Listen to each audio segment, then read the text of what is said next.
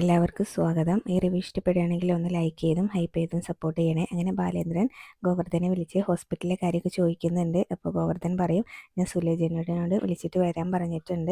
ഇനിയിപ്പോൾ ബൈസ്റ്റാൻഡറായിട്ട് സ്ത്രീകൾ ആരെങ്കിലും വേണമെന്ന് പറഞ്ഞാൽ നിൽക്കാൻ ആൾ വേണമല്ലോ എന്ന് പറയും. അപ്പോൾ അലീനേനെ അങ്ങോട്ട് വിടാം, വേണമെങ്കിൽ അലീന നിന്നോളൂ എന്ന് പറയുമ്പോൾ ഗോവർദ്ധൻ പറയുന്നുണ്ടായിരുന്നു അതിങ്ങനെ വൈജയടുത്തിയുടെ ആങ്ങളമാർക്ക് ഇഷ്ടപ്പെടില്ല എന്ന്. അപ്പോൾ അവരുടെ ഇഷ്ടമല്ല നോക്കേണ്ടത്, ഇപ്പോൾ വൈജയുടെ ആവശ്യമാണ് ഹോസ്പിറ്റലിൽ നടക്കേണ്ടതെന്ന് പറയും കേട്ടോ.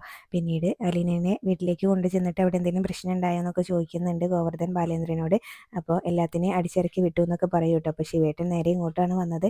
രാജീവിനായിട്ട് എന്തൊക്കെയോ സംസാരിക്കുന്നതൊക്കെ കണ്ടു എന്ന് പറയും. എന്തായാലും അവരെന്ത് പറഞ്ഞാലും നീ ഇങ്ങനെ അനുസരിക്കാൻ നിൽക്കണ്ട, വൈജയുടെ 2 ആങ്ങളമാരും വിഷങ്ങളാണെന്ന് പറയും കേട്ടോ. അപ്പോൾ ബാലേട്ടൻ പറയുന്ന പോലെ ഞാൻ ചെയ്യുള്ളൂ എന്നങ്ങ് പറഞ്ഞാൽ മതി എന്ന് പറഞ്ഞിട്ട് പിന്നെ കോള് കട്ട് ചെയ്യും. അപ്പോഴേക്കും അലീന അച്ഛാന്ന് വിളിച്ചുകൊണ്ട് വരുന്നുണ്ട് കേട്ടോ. ബാലേന്ദ്രൻ ഒന്നും കഴിക്കാത്തതുകൊണ്ട് തന്നെ ചായ എന്തൊക്കെയോ കൊണ്ട് കൊടുത്തതാണ്, അച്ഛൻ ഇതുവരെ ഒന്നും കഴിച്ചില്ലല്ലോ എന്ന് പറയും. അപ്പോൾ വിശപ്പ് കെട്ടുപോയി മോളെ, ആഹാരം കഴിക്കുന്ന കാര്യം പോലും മറന്നുപോയി, അത്രയ്ക്ക് ടെൻഷനാണല്ലോ എന്നൊക്കെ പറയും. എന്നിട്ട് പിന്നീട് അലീനയോടും ചോദിക്കുന്നുണ്ട് മോൾ എന്തെങ്കിലും കഴിച്ചോ എന്ന്. അപ്പോൾ ഞാനും അച്ഛനെ പോലെ തന്നെയാണ്, ഞാനും വിശപ്പൊന്നും അറിഞ്ഞില്ല മേഡം ഹോസ്പിറ്റലായ ശേഷം എന്ന് പറയുമ്പോൾ, എന്നാൽ പിന്നെ മോൾ ആദ്യം പോയിട്ട് എന്തെങ്കിലും കഴിക്കുമെന്ന് പറയട്ടെ. അപ്പോൾ ഞാൻ കഴിച്ചോളാം എന്ന് പറയാൻ തുടങ്ങുമ്പോഴേക്കും കഴിച്ചിട്ട് വന്നാൽ മതി എന്ന് പറയും. അപ്പോൾ അലീന പിന്നെ അവിടെ നിന്ന് അങ്ങ് പോകട്ടെ എണീറ്റ്. അത് കഴിഞ്ഞ് പിന്നീട് ഹരീനെയും അവൻ്റെ ഏതോ ഒരു ഗേൾ ഫ്രണ്ടിനെയും കൂടെ കാണിക്കുന്നുണ്ട്. അവർ രണ്ടുപേരും കൂടെ അങ്ങോട്ട് പോവുകയാണ് കേട്ടോ. അപ്പോൾ അവളാണെങ്കിലും ആരെങ്കിലും വരുന്നുണ്ടോ എന്ന് നോക്കി ഒക്കെയാണ് ബൈക്കിൽ ചെന്ന് കയറുന്നത്. എങ്ങോട്ടേക്കാണ് നമ്മൾ പോകുന്നത് എന്നൊക്കെ ചോദിക്കുന്നുണ്ട് അവളാണെങ്കിലും. എന്തായാലും അവരങ്ങ് പോകും കേട്ടോ. പിന്നീട് മനുവിനെയാണ് കാണിക്കുന്നത്. മനു കടപ്പാട്ടൂരിലെ വീട്ടിലേക്ക് എത്തിയതാണ് കേട്ടോ. അവിടെ വന്ന് ഡോറ് തുറക്കുന്ന സമയത്ത് ഡോറൊന്നും ലോക്ക് ചെയ്തിട്ടുണ്ടായിരുന്നില്ല, ഡോറ് തുറക്കുന്നുണ്ട്. അപ്പോൾ പിന്നീട് ആണ് കേട്ടോ കോളിംഗ് ബെല്ലൊക്കെ അടിക്കുന്നത്. പിന്നെ ഹരിയും ആ കുട്ടിയും കൂടെ പോകുന്നതാണ് കാണിക്കുന്നത്. ആ കുട്ടി ചോദിക്കുന്നുണ്ട് നമ്മൾ എവിടേക്കാണ് പോകുന്നതെന്ന്. അപ്പം നമ്മൾ കനനച്ചോലയിൽ ആട് മേയ്ക്കാനാണ് പോകുന്നതെന്നൊക്കെയാണ് കേട്ടോ പറയുന്നത്. അപ്പോൾ നീ ഇങ്ങനെ എവിടേക്കാണ് പോകുന്നതെന്ന് പറയാം, എന്നെ പറ്റിച്ച് കൊണ്ടുപോകുകയാണോ എന്നൊക്കെ ചോദിക്കുന്നുണ്ട്. അപ്പോൾ ഞാൻ നിന്നെ പറ്റിക്കുമോ എന്നൊക്കെയാണ് കേട്ടോ ഹരി തിരിച്ച് ആ കുട്ടീനോട് ചോദിക്കുന്നത്. എന്തായാലും മനു അവിടേക്ക് എത്തിയിട്ട് മനുവിനും ചായയൊക്കെ എടുത്ത് കൊടുക്കുന്നുണ്ട്. മനുവേട്ടനും ഇന്ന് ഉപവാസമാണല്ലേ എന്നിങ്ങനെ പറയും. അപ്പം മനു ചോദിക്കുന്നുണ്ടായിരുന്നു നമ്മളിങ്ങനെ ഭക്ഷണം കഴിക്കാൻ മറക്കുന്ന ചില സിറ്റുവേഷൻസ് ഉണ്ട്, അത് ഏതൊക്കെയാണെന്ന് അറിയുമോ എന്ന് ചോദിക്കും അലീനയോട്. അപ്പോൾ അലീന ഇല്ല എന്ന് പറയും കേട്ടോ. അപ്പം മനു ആണെങ്കിലും ഇങ്ങനെ പറഞ്ഞു കൊടുക്കുന്നുണ്ടായിരുന്നു, നമ്മുടെ പ്രിയപ്പെട്ട ആർക്കെങ്കിലും എന്തെങ്കിലും ഒരു ആപത്ത് വരുന്ന സമയത്ത് നമ്മൾ ഭക്ഷണം കഴിക്കാൻ മറക്കും. അതുപോലെ തന്നെ നമ്മുടെ പ്രിയപ്പെട്ടവർ ആരെങ്കിലും മരിച്ചിട്ടുണ്ടെങ്കിലും നമ്മൾ ഭക്ഷണം കഴിക്കാൻ മറക്കും. പിന്നെ നമ്മൾ അത്രയും അപമാനിതനായി നിൽക്കുന്ന സമയത്തും നമുക്ക് ഇങ്ങനെ വിശപ്പൊന്നും അറിയില്ല. അതുപോലൊരു അവസ്ഥയിലായിരുന്നു ഞാൻ. ആൻറ്റി ഇങ്ങനെ ആക്സിഡൻ്റ് ആയി എന്നറിഞ്ഞ ശേഷം എനിക്കും വിശപ്പും ദാഹമൊന്നും ഇല്ല എന്ന് പറയും കേട്ടോ. പിന്നീട് മനു ആണെങ്കിൽ ഇങ്ങനെ അലീനയോട് സോറി പറയാണ് കേട്ടോ. അപ്പോൾ മനുവേട്ടൻ എന്തിനാ എന്നോട് സോറി പറയുന്നത് എന്നിങ്ങനെ അലീന ചോദിക്കുന്ന സമയത്ത്, എൻ്റെ അനിയനും അതുപോലെ തന്നെ എൻ്റെ അമ്മയും കൂടിയാണല്ലോ നിന്നെ ഇവിടെ നിന്ന് ഇറക്കി വിട്ടത്, അതിനാണെന്ന് പറയുമ്പോൾ അതിന് സോറി പറയാം, മനുവേട്ടൻ സോറി പറയാൻ നിന്നിട്ടുണ്ടെങ്കിൽ പിന്നെ അതിനെ നേരം കാണുള്ളൂ എന്ന് പറയുമ്പോൾ മനു ചോദിക്കുന്നുണ്ട് അതെന്താ ഇനിയും അലീനേനെ അവരെ ഇറക്കി വിടുന്നുള്ള പേടിയാണെന്ന് ചോദിക്കൂ കേട്ടോ.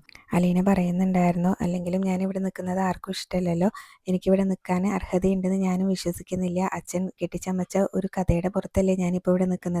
ശരിക്കും അങ്ങനെ അച്ഛൻ പറഞ്ഞ കഥയായിരുന്നു സത്യം എന്നുണ്ടെങ്കിൽ അച്ഛൻ എന്നെ ഇവിടെ ഇങ്ങനെ നിർത്താൻ ധൈര്യം കാണിക്കുമോ എന്ന് ചോദിക്കുന്നുണ്ട് കേട്ടോ. മനുവേട്ടനും സത്യം അറിയാലോ, മനുവേട്ടൻ ആരോടെങ്കിലും ആ സത്യം തുറന്ന് പറയാൻ പറ്റുമോ? അച്ഛനും പറയാൻ പറ്റില്ല. അച്ഛനിങ്ങനെ സ്വന്തം ഭാര്യനോട് പറയാൻ പറ്റുമോ? പറ്റില്ല. മക്കളോട് പറയാൻ പറ്റുമോ? അതും പറ്റില്ല. പിന്നെ നാട്ടുകാരോട് പറയാൻ പറ്റുമോ? അതും പറ്റില്ല എന്നൊക്കെ ഇങ്ങനെ പറയുകയാണ് കേട്ടോ. ഇനിയിപ്പോൾ സ്വന്തം ഭാര്യനോട് ഇങ്ങനെ അത് പറഞ്ഞിട്ടുണ്ടെങ്കിൽ കുടുംബം തകർന്നു പോകും. അതുകൊണ്ട് അച്ഛനെല്ലാം സഹിച്ചും ക്ഷമിച്ചും എല്ലാം ഉള്ളിൽ ഒതുക്കിക്കൊണ്ട് നിൽക്കുകയാണ്. അച്ഛൻ അനുഭവിക്കുന്ന വേദനയൊന്നും ഇവിടെ ആരും അനുഭവിക്കുന്നില്ല എന്ന് പറയാണ് കേട്ടോ. അച്ഛൻ എന്നോട് പറയാറുണ്ട്, മോളെ നീയാണ് എൻ്റെ ഊന്നുവടിയെന്ന്. അപ്പോൾ അച്ഛൻ ആ പറയുന്നതിൻ്റെ അർത്ഥം എനിക്ക് മനസ്സിലാവും എന്നൊക്കെ ഇങ്ങനെ പറയുകയാണ് കേട്ടോ. അപ്പോൾ അലീനയാണെങ്കിലും ഓരോരോ കാര്യങ്ങൾ പറയുമ്പോൾ മനുവിനും അത് ശരിയാണെന്ന് തോന്നുന്നുണ്ട്. മനു ആണെങ്കിലും പറയുന്നുണ്ട് അത്രയ്ക്കൊന്നും കടന്ന് ചിന്തിക്കേണ്ട, നീ പറയുന്നതെല്ലാം ശരിയാണെന്നൊക്കെ പറഞ്ഞ് സമ്മതിക്കുന്നുണ്ട് കേട്ടോ. എന്തായാലും അലീനയുടെ സങ്കടമൊക്കെ കണ്ടിട്ട് മനു ആണെങ്കിലും അലീനേനെ ചേർത്ത് പിടിച്ച് ആശ്വസിപ്പിക്കുകയൊക്കെ ചെയ്യുന്നുണ്ട് കേട്ടോ. ഞാനില്ലേ കൂടെ എന്നൊക്കെ ചോദിക്കുന്നുണ്ട്. അലീനയാണെങ്കിലും അതിന് മുന്നേ മനുവിനോട് പറയുന്നുണ്ടായിരുന്നു, ഞാൻ ആരാണെന്ന് എല്ലാവരും അറിഞ്ഞിട്ടുണ്ടെങ്കിലും എല്ലാവർക്കും ഞാനൊരു അഭിമാനമല്ലല്ലോ എന്നൊക്കെ ഇങ്ങനെ പറഞ്ഞ് സങ്കടപ്പെടുന്നുണ്ടായിരുന്നേ. പിന്നെ എന്തായാലും അതൊക്കെ കഴിഞ്ഞ് ഹരീനെയും ഗേൾ ഫ്രണ്ടിനെയും തന്നെയാണ് കേട്ടോ കാണിക്കുന്നത്. അവർ ഏതോ ഒരു ഗസ്റ്റ് ഹൗസിലോ എന്തിനോ അങ്ങോട്ടൊക്കെ കൂട്ടിക്കൊണ്ട് വന്നതാണ് കേട്ടോ ഹരിയാണെങ്കിലും. അപ്പോൾ നല്ല സ്ഥലം എനിക്ക് ഇഷ്ടപ്പെട്ടു എന്നൊക്കെ ആ കുട്ടി പറയുന്നുണ്ട്. ആ കുട്ടിയുടെ പേര് ശരണ്യ എന്നാണ് കേട്ടോ. അപ്പോൾ നമുക്ക് ഒരുപാട് ഫോട്ടോസും സെൽഫിയൊക്കെ എടുക്കണം നമ്മൾ ഒരുമിച്ചുള്ളതെന്ന് പറയും. അപ്പോൾ ഹരി പറയുന്നുണ്ട് നമുക്ക് കെട്ടിപ്പിടിച്ച് നിന്നും കിസ് ചെയ്ത് നിന്നൊക്കെ ഫോട്ടോസ് എടുക്കണം എന്ന് പറയുമ്പോൾ ആ കുട്ടി പറയാണ്, അത്രയ്ക്കൊന്നും ഒന്നും വേണ്ട, മനുഷ്യന്മാർക്ക് കാണാൻ കൊള്ളാവുന്ന ഫോട്ടോസ് മാത്രം എടുത്താൽ മതി എന്ന് പറഞ്ഞിട്ട് അവർ പിന്നെ അതിലൂടെ എല്ലാം നടക്കുകയാണ് കേട്ടോ അവിടേക്ക് കാണാനും വേണ്ടിയിട്ട്. അപ്പോൾ അവിടെ ഒരാളുണ്ടായിരുന്നു, അവിടെ ആ ഒരാൾ മാത്രമേ ഉള്ളൂ കേട്ടോ, എല്ലാം അയാൾ തന്നെയാണ്, സെക്യൂരിറ്റിയും റിസപ്ഷനിസ്റ്റും എല്ലാം തന്നെ അയാളാണ് കേട്ടോ. അപ്പോൾ അയാളോട് കാര്യങ്ങളൊക്കെ ചോദിക്കുന്നുണ്ട്, ഇവിടെ ഫുഡ് കിട്ടുമോ എന്നൊക്കെ ചോദിക്കുന്നുണ്ട്. എന്തോ കാന്താരി ചിക്കനും പൊറോട്ടയൊക്കെയാണ് കിട്ടുമെന്ന് ചോദിക്കുന്നത്. അപ്പോൾ അതൊക്കെ ഉണ്ടാക്കി തരാമെന്ന് അയാൾ സമ്മതിക്കുന്നുണ്ട്. പിന്നീട് റൂം എടുക്കാൻ വേണ്ടിയിട്ട് അയാളോട് ഒരു ദിവസത്തെ റെൻ്റ് എത്രയാണെന്ന് ചോദിക്കുന്നുണ്ട്. അപ്പോൾ 3000 രൂപയാണെന്ന് പറയും കേട്ടോ. അപ്പോൾ ആ കുട്ടി പറയുന്നുണ്ട്, നമുക്ക് റൂമിൻ്റെ ഒന്നും ആവശ്യമില്ലല്ലോ, എന്തിനാ റൂം, നമുക്ക് തിരിച്ച് വീട്ടിലേക്ക് പോകേണ്ടതെന്നൊക്കെ പറയും കേട്ടോ. അപ്പോൾ ഒരു ദിവസത്തിന് മാത്രമേ ഇവിടെ റൂം കൊടുക്കാറുള്ളൂ എന്ന് പറയുമ്പോൾ ഞങ്ങൾക്ക് കുറച്ച് മണിക്കൂറത്തേക്ക് മതി എന്നൊക്കെയാണ് കേട്ടോ ഹരി പറയുന്നത്. ആ കുട്ടി കുറേ റൂം എടുക്കേണ്ടെന്നൊക്കെ പറയുന്നുണ്ട് കേട്ടോ, നമുക്ക് കുറച്ചൊന്ന് റെസ്റ്റ് എടുക്കണമെങ്കിലും ഒന്ന് ഫ്രഷ് ആവണമെങ്കിലൊക്കെ റൂം വേണ്ടേന്ന് പറഞ്ഞിട്ടാണ് ഹരി നിർബന്ധിച്ച് റൂം എടുക്കുന്നത് കേട്ടോ. അപ്പോൾ എന്തായാലും കുറച്ച് മണിക്കൂറത്തേക്ക് മതി എന്ന് പറയുമ്പോഴും അയാൾ റൂമൊക്കെ കൊടുക്കുന്നുണ്ട്, സ്കാനറൊക്കെ കാണിച്ചു കൊടുത്ത് പൈസയൊക്കെ കൊടുക്കുന്നുണ്ട് കേട്ടോ. ഹരി ആണെങ്കിലും ആധാർ കാർഡ് വേണമെന്ന് പറയുന്നുണ്ട്, അത് ഞാൻ വാട്സപ്പിലേക്ക് അയച്ചോളാമെന്ന് ഹരി പറയും കേട്ടോ. പിന്നീട് അവരവിടെ നിന്ന് അങ്ങ് പോവും. അതൊക്കെ പറഞ്ഞിട്ട് പിന്നീട് അവർ സെൽഫി എടുക്കുന്നുണ്ട്, അതുപോലെ തന്നെ റീൽസൊക്കെ എടുക്കുന്നുണ്ട്. റീൽസൊക്കെ എടുത്തു കഴിഞ്ഞ ശേഷം പിന്നീട് അവരാണെങ്കിലും അവരുടേതായിട്ടുള്ള കുറച്ച് സ്നേഹപ്രകടനങ്ങളും ഒക്കെ തന്നെയാണ് അത് കഴിഞ്ഞ് കാണിക്കുന്നത്. പിന്നെ ബാലേന്ദ്രനെ ആണെങ്കിൽ ഗംഗാധരൻ വിളിക്കുന്നുണ്ടായിരുന്നു കേട്ടോ. അപ്പോൾ വിളിക്കുമ്പോൾ തന്നെ ബാലേന്ദ്രനെ ആരാന്ന് മനസ്സിലാവുന്നുണ്ട്. ഓ, ഗംഗേട്ടനായിരുന്നോ, ഇപ്പോൾ ലോക പര്യടനമൊക്കെ കഴിഞ്ഞോ എന്ന് ചോദിക്കും കേട്ടോ. ഇപ്പോഴും യാത്രയിൽ തന്നെയാണ്, തിരിച്ചു വരുന്ന വരവാണ് കേട്ടോ ഗംഗാധരൻ. അപ്പോൾ അതൊക്കെ ബാലേന്ദ്രനോട് പറയുന്നുണ്ടായിരുന്നു, ഞാനിപ്പോൾ ഡൽഹിയിലാണുള്ളത്, റൂമിലേക്ക് പോയിക്കൊണ്ടിരിക്കുകയാണ്, ഇവിടെ കുറച്ച് ഫ്രണ്ട്സിനൊക്കെ കാണാനുണ്ട്, അവരെയും കൂടെ കണ്ടിട്ടേ തിരിക്കുകയുള്ളൂ എന്നൊക്കെ പറയുന്നുണ്ട്. അപ്പോൾ ഇവിടെ എയർപോർട്ടിൽ വന്ന സമയത്താണ് ഞാൻ വിവരങ്ങളൊക്കെ അറിഞ്ഞത്, വൈജയ്ക്ക് കുറച്ച് സീരിയസ് ഇഞ്ചുറീസ് ആണെന്നൊക്കെയാണല്ലോ ശിവനും രാജീവനും പറഞ്ഞതെന്ന് പറയുമ്പോൾ അതൊക്കെ അങ്ങനെ തന്നെയാണെന്ന് പറയൂ കേട്ടോ.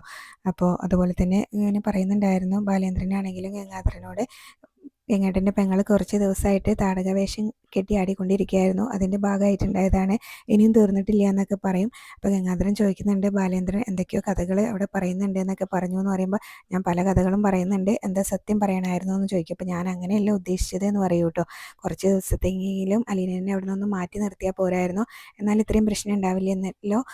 അലീനയായിട്ട് ഇങ്ങനെ ബാലേന്ദ്രന് രക്തബന്ധമൊന്നും ഇല്ലല്ലോ എന്ന് ചോദിക്കുമ്പോൾ, ആര് പറഞ്ഞു രക്തബന്ധം ഇല്ലയെന്ന് എന്നിങ്ങനെ ബാലേന്ദ്രൻ തിരിച്ച് ചോദിക്കുകയാണ് കേട്ടോ. അപ്പോഴാണ് ഗംഗാധരൻ പറയുന്നത്, വൈജയന്തിയുടെ മകളാണ് അലീന എന്നുള്ള കാര്യമൊക്കെ ഗംഗാധരൻ ഊഹിച്ചെടുത്തതൊക്കെ, അതൊക്കെ മനസ്സിലാക്കിയിട്ടാണ് ഇപ്പോൾ ഗംഗാധരൻ അവിടുന്ന് തിരിച്ചു പോയെന്ന് ബാലേന്ദ്രൻ അറിയുമ്പോൾ, ഇതൊക്കെ മനസ്സിലാക്കിയിട്ടാണോ ഇവിടുന്ന് കടന്നു കളഞ്ഞത്, സത്യം അറിഞ്ഞപ്പോൾ എല്ലാവരോടും പറയല്ലേ ചെയ്യേണ്ടിയിരുന്നതെന്ന് ചോദിക്കുമ്പോൾ, അത് അറിഞ്ഞിട്ടുണ്ടെങ്കിൽ ഇവിടെ ഒരു പൊട്ടിത്തെറിയനെ ഉണ്ടാവും, അതുകൊണ്ടാണ് ഞാൻ പറയാതിരുന്നത്, വൈജ മക്കൾ അറിഞ്ഞു എന്ന് അറിഞ്ഞിട്ടുണ്ടെങ്കിൽ സൂയിസൈഡ് ചെയ്യും എന്നൊക്കെ ഇങ്ങനെ പറയൂ കേട്ടോ. എന്തായാലും ഞാൻ അങ്ങോട്ടേക്ക് വരുന്നുണ്ട്, മറ്റന്നാളെ നമുക്ക് സംസാരിക്കാമെന്ന് പറഞ്ഞ് കോള് കട്ട് ചെയ്യാണ്. ഇത്രയാണ് ഇന്നത്തെ എപ്പിസോഡിൽ കാണിച്ചത്. പിന്നെ പ്രമോ കാണിക്കുന്നുണ്ട്, വൈജയന്തിയുടെ ഹോസ്പിറ്റലിലെ ബില്ല് കൊടുക്കുന്നതിനെ കുറിച്ച് എന്തൊക്കെയോ തർക്കം നടക്കുന്നുണ്ട് കേട്ടോ, രാജീവനും ശിവനും ബാലേന്ദ്രനും തമ്മിൽ. പിന്നീട് ICUവിൽ കയറി വൈജയന്തിനെ കാണുന്ന ബാലേന്ദ്രനെയൊക്കെ കാണിക്കുന്നുണ്ട്.